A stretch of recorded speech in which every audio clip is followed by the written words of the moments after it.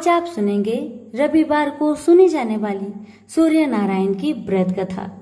अटपट नगरी का एक गरीब ब्राह्मण लकड़ियों और घास के लिए हर रोज जंगल में जाया करता था। एक दिन उसने वहां वन देवियों को सूरज भगवान की पूजा करते हुए देखा। सूर्य नारायण के आह्वान का उनका अनुष्ठान अनूठा था। ब्राह्मण ने साहस जुटाकर उनसे पूछा कि ये क्या कर रहे हैं आप लोग। तब उन्होंने उत्तर दिया, यह सूर्य नारायण का अनुष्ठान है। ब्राह्मण ने कहा, मुझे भी इसकी विधि बताइए।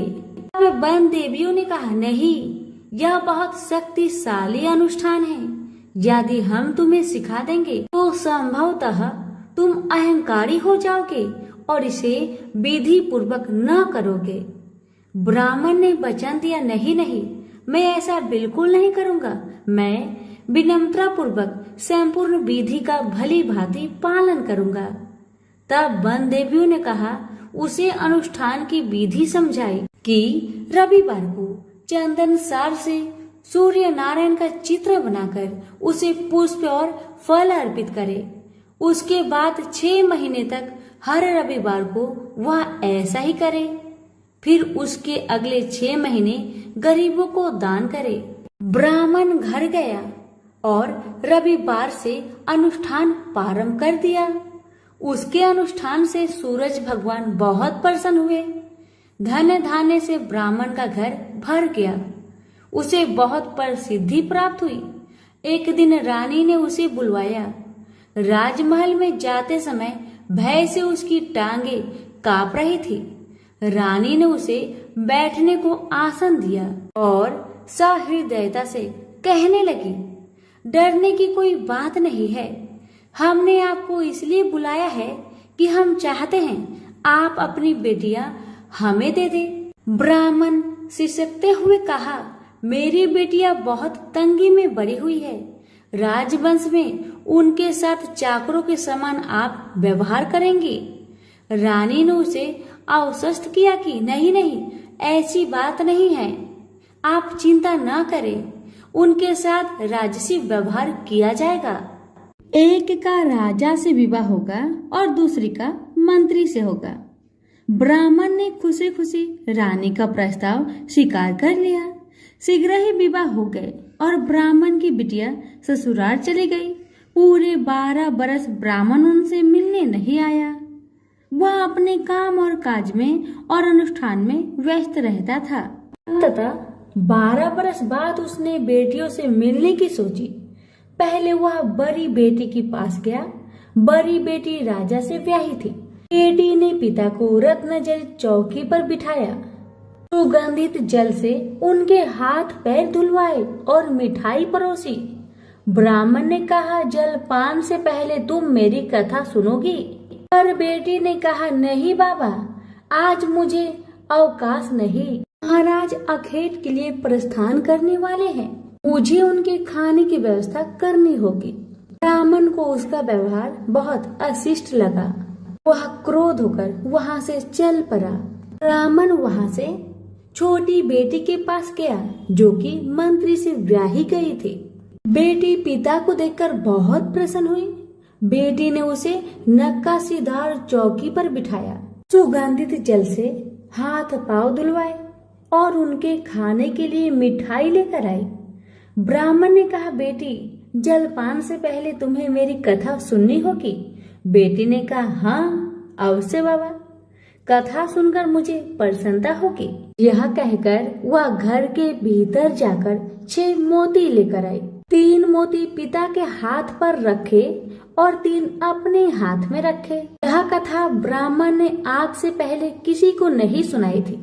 उसने बेटी को बताया कि कैसे वह वन देवियों से मिला और कैसे उन्होंने उसे सूर्य नारायण का अनुष्ठान पूजन विधि बताया। बेटी ने एक एक शब्द को बड़े ध्यान से सुना। फिर ब्राह्मण ने मुदित मन से जलपान ग्रहण किया और घर लौट आया। पंडिताइन ने बेटी की कुशल क्षेम पूछी। ब्राह्मण ने उसे सारी बातें बताई और कहा कि बड़ी वाली मेरी बेटी ने मेरी कथा नहीं सुनी, उसे इसका फल भुगतना पड़ेगा। और वही हुआ। उसका पति सेना लेकर दूसरे राज्य पर आक्रमण करने गया था और वापस नहीं लौटा, पर दूसरी बेटी ने उसकी कथा सुनी थी, सो वह सुखी थी।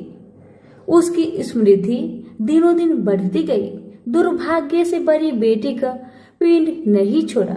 उसके लिए एक एक दिन काटना दूभर हो गया था। एक दिन उसने अपने बड़े बेटे से कहा, घर में कुछ नहीं है, अपनी मौसी के पास जाओ और कोई उपहार लेकर आओ। वह जो दे घर ले आना। अगले रविवार को राजकुमार मौसी के घर गया। वहां वह तालाब पर गया और स्नान करने आई औरतों से पूछा, तुम किसके यहाँ काम करती हो? उन्होंने उत्तर दिया, हम मंत्री की पत्नी की दासियां हैं। राजकुमार ने कहा, अपनी मालकिन से जाकर कहो कि उनकी बहन का बेटा आया है। ये भी कह देना कि उसके कपड़े फटे हुए हैं, इसलिए वो उसे पिछले दरवाजे से महल के भीतर आने दे। दासिया उसे पिछले दरवाजे से भीतर ले गई। मौसी ने उसके नहाने के लिए सुवासित जल रखवाया, पहनने को नए कपड़े दिए और राजसी भोज करवाया। फिर उसने बेटे को मोहरों से भरा हुआ कद्दू दिया। वह चलने लगा तो मौसी ने कहा, इसे संभाल कर ले जाना, कहीं खोना मत। पर रास्ते में सूर्य भगवान ने माली के भेष धारण करके मोहर से भरा हुआ कद्दू चुरा लिया। वह घर पहुंचा तो माँ ने उससे पूछा कि मौसी ने तुम्हें क्या दिया? राजकुमार ने खाली हाथ दिखाते हुए कहा, जो भाग्य ने दिया वह कर्म ने छीन लिया। मौसी ने जो दिया वह रास्ते में खो गया। अगले रविवार को रानी ने दूसरे बेटे को भेजा। वह भी शहर के तालाब पर गया और नहाने धोने आई औरतों से पूछा, तुम कहाँ काम करती हो? औरतों ने कहा, हम मंत्री की पत्नी की दासियां हैं। अपनी मालकिन से कहो कि उसकी बहन का बेटा आया है। और उसे भी पिछले दरवाजे से भीतर ले जाया गया। नहाने और नए कपड़े पहनने के बाद राजकुमार ने भोजन किया। वह चलने लगा तो मौसी ने उसे मोहर से भरी हुई खोखली छड़ी दी और बोली, इसे संभाल कर ले जाना, कहीं खोना मत। रास्ते में सूरज भगवान ग्वाले का रूप धरकर आए और उसकी छड़ी चुरा लिए। वह घर पहुंचा तो रानी ने उससे पूछा कि मौसी ने तुम्हें क्या दिया? राजकुमार ने खाली हाथ दिखाकर कहा, जो भाग्य ने दिया वह कर्म ने छीन लिया।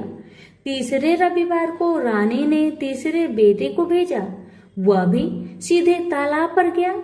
मौसी ने उसकी भी वैसे ही खातिरदारी की। उसे नहलवाया, कपड़े दिए और खाना खिलाया।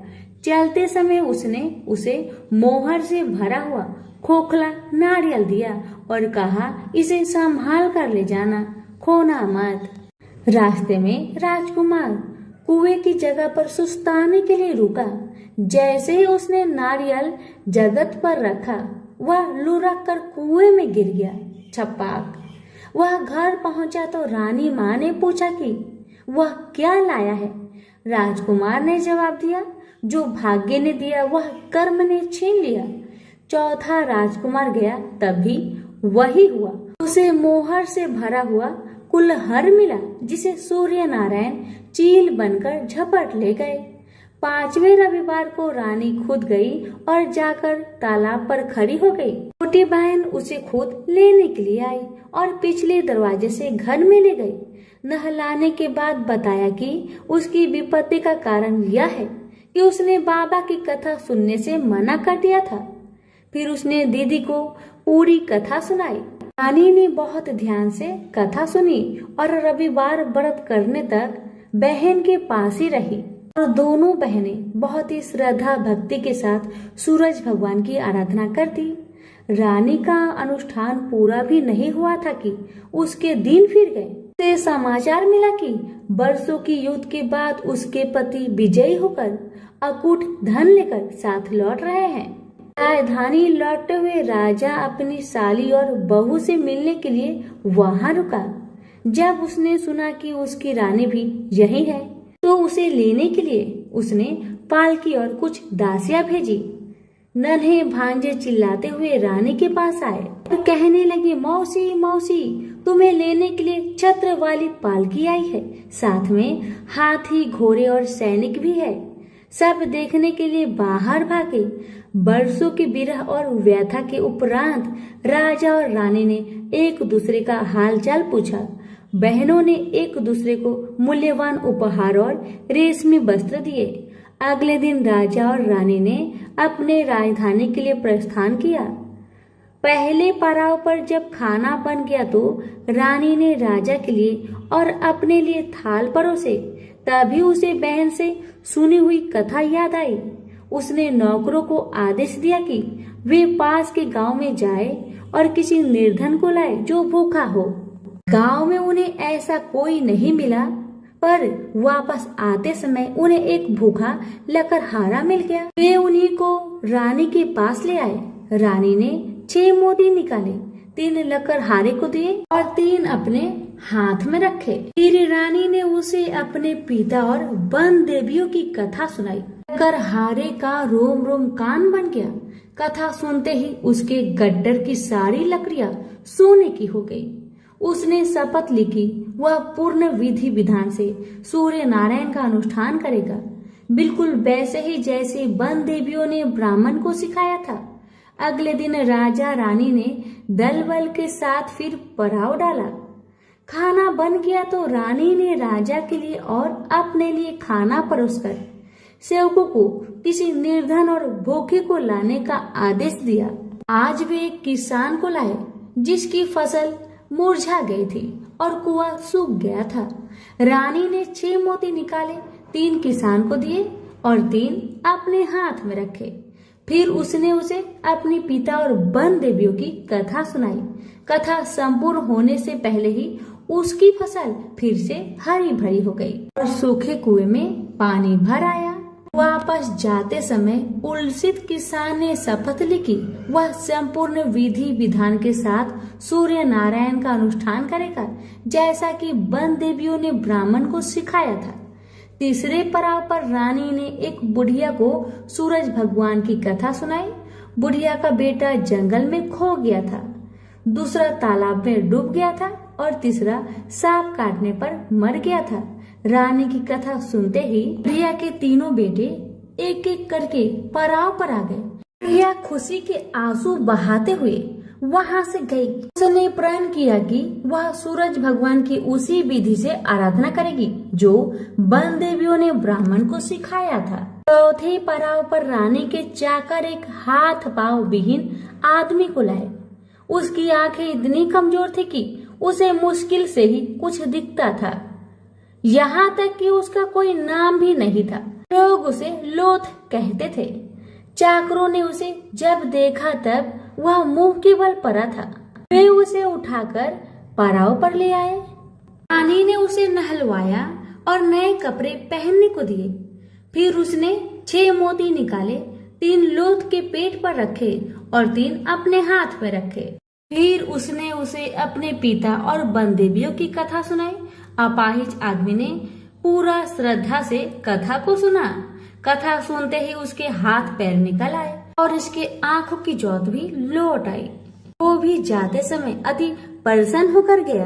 उसने शपथ लिया कि वह सूर्य नारायण की विधि पूर्वक आराधना करेगा, जैसे कि वन देवियों ने ब्राह्मण को बताया था। अगले दिन राजा और रानी अपनी राजधानी पहुंच गए। वे महल में भोजन करने के लिए बैठे तो सूरज भगवान स्वयं प्रकट हुए और उनके साथ भोजन करने की मनसा दर्शाई। राजन ने महल के सारे दरवाजे खुलवा दिए और अनेकानेक उत्कृष्ट व्यंजन बनाने का आदेश दिया। प्रत्येक पकवान को 6 अलग अलग खुशबुओं के साथ परोसा गया। सूर्य नारायण और राजा खाने के लिए बैठे।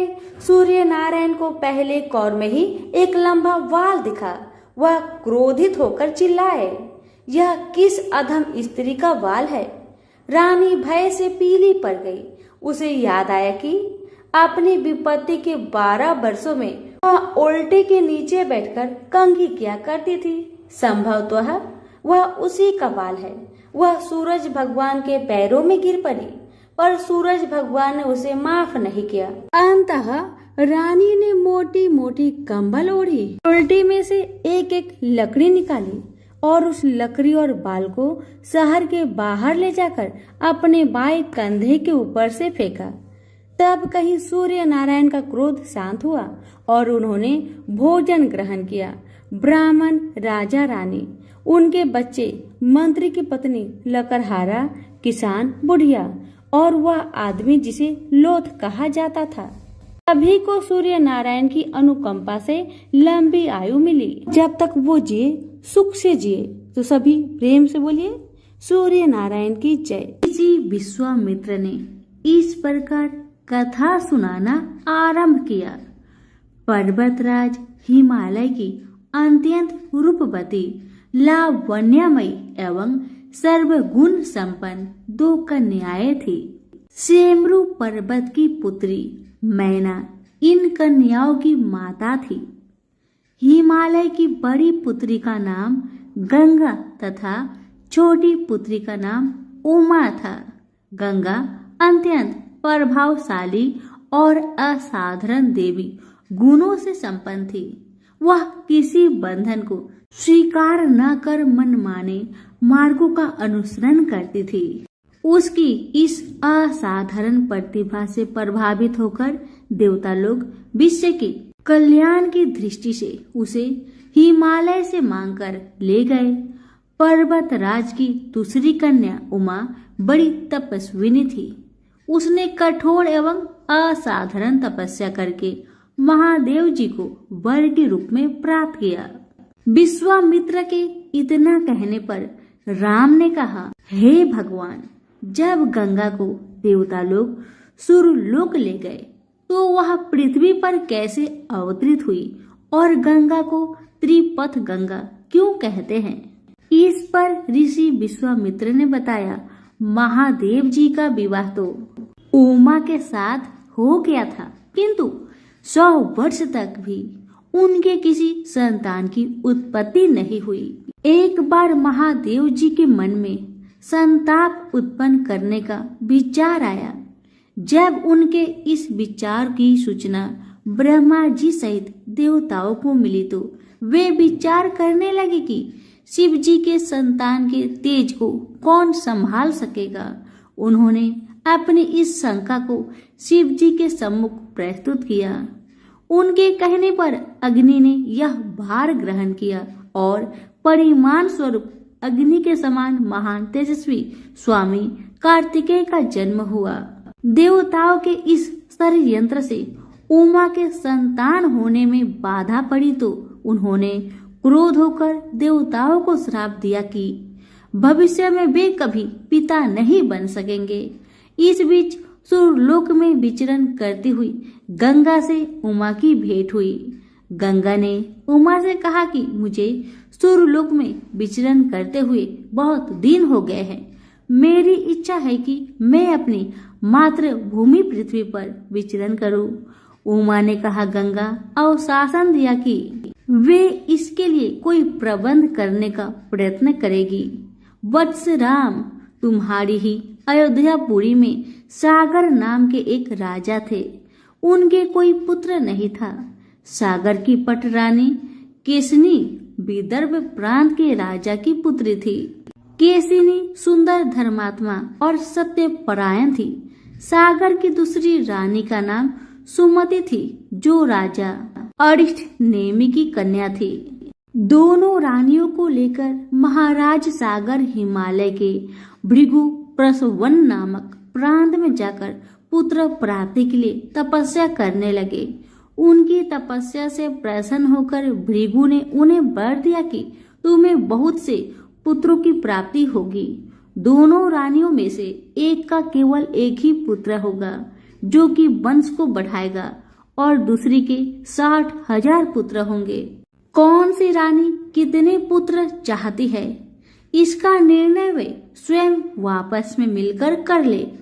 कोसनी ने वंश को बढ़ाने वाले एक पुत्र की कामना की और गरुड़ की बहन सुमति ने 60,000 बलवान पुत्र की। उचित समय पर रानी कोसनी ने असमंजस नामक पुत्र को जन्म दिया। रानी सुमति के गर्भ से एक टुम्बा निकल, जिसे फोड़ने पर छोटे छोटे 60,000 पुत्र निकले। उन सबका पालन पोषण घी के घरों में रखकर किया गया। कालचक्र बीतता गया और सभी राजकुमार युवा हो गए। सागर का ज्येष्ठ पुत्र असमंजस बड़ा दुराचारी था और उसे नगर के बालकों को सरयू नदी में फेंककर उन्हें डूबते हुए देखने में बड़ा आनंद आता था। इस दुराचारी पुत्र से दुखी होकर सागर ने उसे अपने राज्य से निर्वासित कर दिया। असमंजस के अंशुमान नाम का एक पुत्र था। अंशुमान अत्यंत सदाचारी और पराक्रमी था। एक दिन राजा सागर के मन में अश्वमेघ यज्ञ करवाने का विचार आया। शीघ्र ही उन्होंने अपने इस विचार को कार्य रूप में परिवर्तित कर दिया। राम ने ऋषि विश्वामित्र से कहा, गुरुदेव, मेरी रुचि आपने पूर्वज सागर की यज्ञ कथा को विस्तार पूर्वक सुनने में है। अतः कृपा करके इस वृत्तांत को पूरा पूरा सुनाइए। राम के इस तरह कहने पर ऋषि विश्वामित्र प्रसन्न होकर कहने लगे, राजा सागर ने हिमालय एवं विंध्याचल के बीच की हरी भरी भूमि पर एक विशाल यज्ञ मंडप का निर्माण करवाया। फिर अश्वमेघ यज्ञ के लिए श्यामकर्ण घोड़ा छोड़कर उसकी रक्षा के लिए पराक्रमी अंशुमान को सेना के साथ उसके पीछे भेज दिया। यज्ञ की संभावित सफलता के परिमाण की आशंका से भयभीत होकर इंद्र ने एक राक्षस का रूप धारण करके उस घोड़े को चुरा लिया।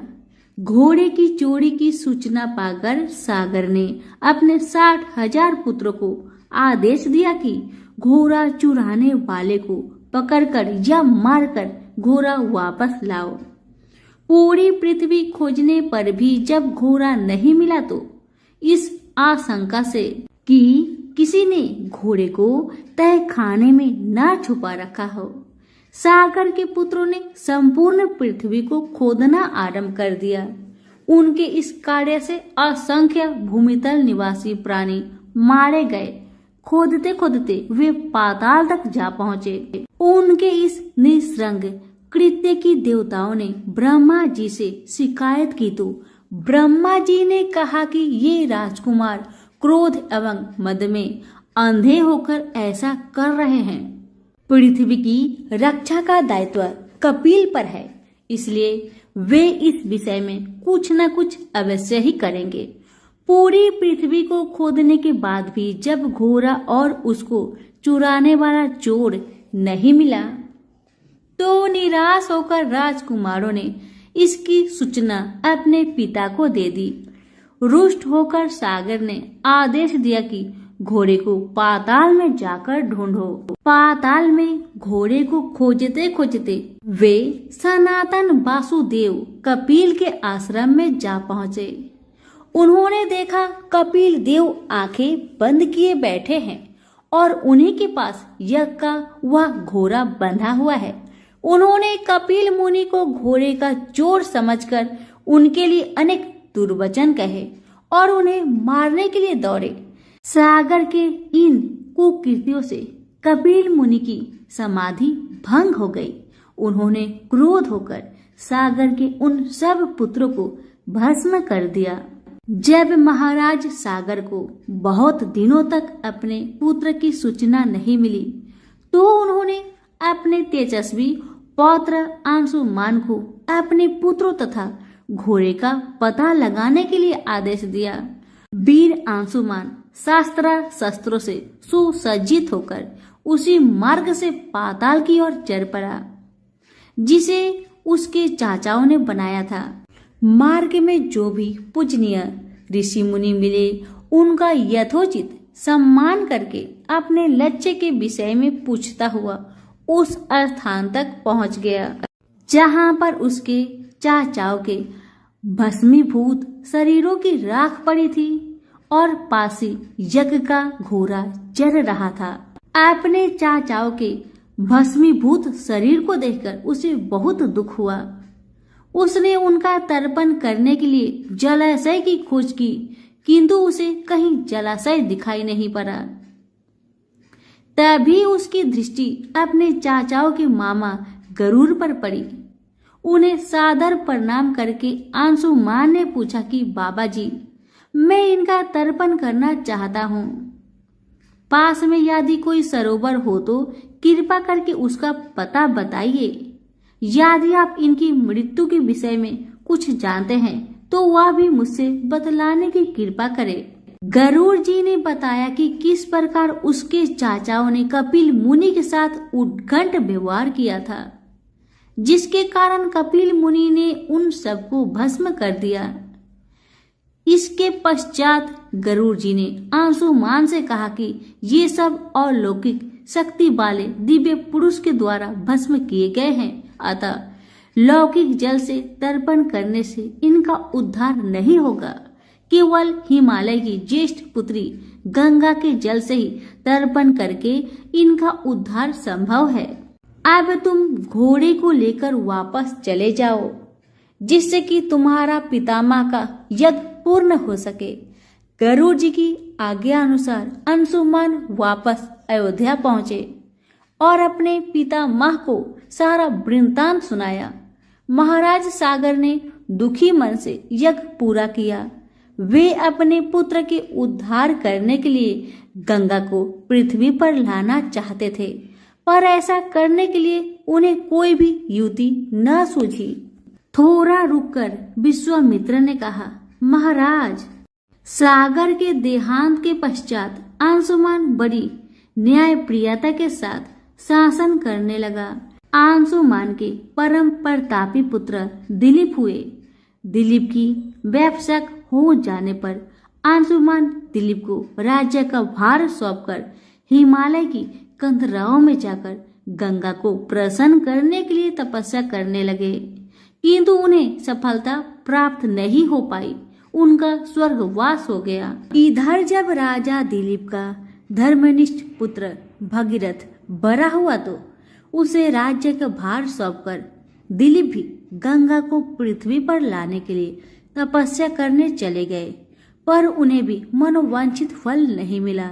भगीरथ बड़े प्रजावत्सल नरेश थे, किंतु उनकी कोई संतान नहीं हुई। इस पर वे अपने राज्य का भार मंत्रियों को सौंपकर स्वयं गंगावतरण के लिए गोकर्ण नामक तीर्थ पर जाकर कठोर तपस्या करने लगे। उनकी अभिभूत पूर्व तपस्या से प्रसन्न होकर ब्रह्मा जी ने उन्हें वर मांगने के लिए कहा। भगीरथ ने ब्रह्मा जी से कहा कि हे प्रभु, यदि आप मुझ पर प्रसन्न है तो मुझे यह वर दीजिए कि सागर के पुत्र को मेरे प्रयत्नों से गंगा का जल प्राप्त हो, जिससे उनका उद्धार हो सके। इसके अतिरिक्त मुझे संतान प्राप्ति का भी वर दीजिए, ताकि इक्ष्वाकु वंश नष्ट न हो। ब्रह्मा जी ने कहा कि संतान का तेरा मनोरथ शीघ्र ही पूर्ण होगा, किंतु तुम्हारे माथे गए प्रथम वरदान को देने में कठिनाई यह है कि जब गंगा जी वेग के साथ पृथ्वी पर अवतरित होगी तो उनके वेग को पृथ्वी संभाल नहीं सकेगी। गंगा जी की वेग को संभालने की क्षमता महादेव जी के अतिरिक्त किसी में भी नहीं है, इसलिए तुम्हें महादेव जी को प्रसन्न करना होगा। इतना कहकर ब्रह्मा जी अपने लोक को चले गए। भगीरथ ने साहस नहीं छोड़ा। वे 1 वर्ष तक पैर के अंगूठे के सहारे खड़े होकर महादेव जी की तपस्या करते रहे। केवल वायु के अतिरिक्त उन्होंने किसी अन्य वस्तु का भक्षण नहीं किया। अंत में इस महान भक्ति से प्रसन्न होकर महादेव जी ने भगीरथ को दर्शन देकर कहा, हे भक्त श्रेष्ठ, हम तेरी मनोकामना पूरी करने के लिए गंगा जी को अपने मस्तक पर धारण करेंगे। इसकी सूचना पाकर बेबस होकर गंगा जी को सूर्यलोक का परित्याग करना पड़ा। उस समय वे सूर्यलोक से कहीं जाना नहीं चाहती थी, इसलिए वे यह विचार करके कि मैं अपने प्रचंड वेग से शिव जी को बहाकर पाताल लोक ले जाऊंगी, वे भयानक वेग से शिव जी के सिर पर अवतरित हुई। गंगा के इस वेगपूर्ण अवतरण से उनका अहंकार शिव से छुपा नहीं रहा। महादेव जी ने गंगा की वेग गति धाराओं को अपने जटाजूट में उलझा लिया। गंगा जी अपने समस्त प्रयत्नों के बाद भी महादेव जी के जटाओं से बाहर न निकल सकी। गंगा जी को इस प्रकार शिव जी की जटाओं में विलीन होते देख भगीरथ ने फिर शंकर जी की तपस्या की। भगीरथ के इस तपस्या से प्रसन्न होकर भगवान शंकर ने गंगा जी को हिमालय पर्वत पर स्थित बिंदुसर में छोड़ा। छूटते ही गंगा जी 7 धाराओं में बट गई। गंगा जी की 3 धाराएं दाहिनी, पावनी और नलिनी पूर्व की ओर प्रवाहित हुई। सुचक्षु, सीता और सिंधु नाम की 3 धाराएं पश्चिम की ओर बही और 7वीं धारा महाराज भगीरथ के पीछे पीछे चली। जिधर जिधर भगीरथ जाते थे उधर उधर ही गंगा जी जाती थी। स्थान स्थान पर देव, यक्ष, किन्नर, ऋषि मुनि आदि उनके स्वागत के लिए एकत्रित हो रहे थे। जो भी उस जल का स्पर्श करता था भव बाधाओं से मुक्त हो जाता था। चलते चलते गंगा जी उस स्थान पर पहुंची जहां ऋषि जहू यज्ञ कर रहे थे। गंगा जी अपने वेग से उनकी यज्ञशाला को संपूर्ण सामग्री के साथ बहाकर ले जाने लगी। इससे ऋषि को बहुत क्रोध आया और उन्होंने क्रोध होकर गंगा का सारा जल पी लिया। यह देखकर समस्त मुनियों को बड़ा विस्मय हुआ और वे गंगा जी को मुक्त करने के लिए उनकी स्तुति करने लगे। उनकी स्तुति से प्रसन्न होकर जाहू ऋषि ने गंगा जी को अपने कानों से निकाल दिया और उन्हें अपनी पुत्री के रूप में स्वीकार किया। तब से गंगा जाह्नवी कहलाने लगी। इसके पश्चात वे भागीरथ के पीछे पीछे चलते चलते समुद्र तक पहुंच गई और वहां से सागर के पुत्रों का उद्धार करने के लिए रसातल में चली गई। उनके जल के स्पर्श से भस्मीभूत हुए सागर के पुत्र निष्पाप होकर स्वर्ग गए। उस दिन से गंगा के 3 नाम हुए, त्रिपथ गंगा, जाह्नवी और भागीरथी। सभी प्रेम से बोलिए गंगा मैया की जय हो।